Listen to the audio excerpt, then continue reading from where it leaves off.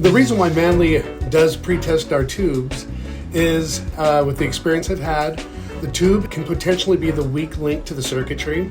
So that's why we want to pre-test to not only speed up the process of getting that gear out to the world by pre-screening, but also to ensure that these units meet spec, they're reliable, and we have a product out in the world that people can be confident that they're purchasing.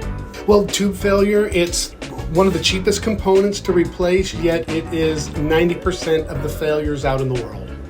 So we've got boxes labeled rejects. Got these guys here, these are all rejected, as labeled appropriately. So these are the tubes that did not make it into Manley gear. No, they did not.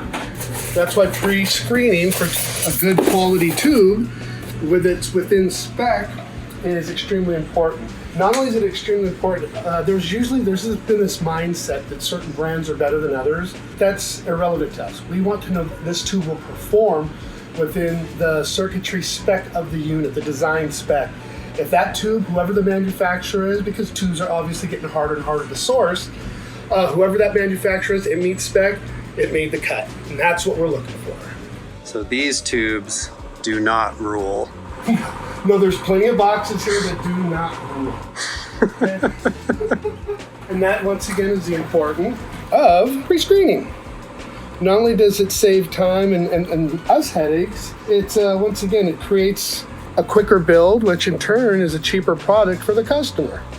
We can keep the hours down and we don't use our units for the test bed.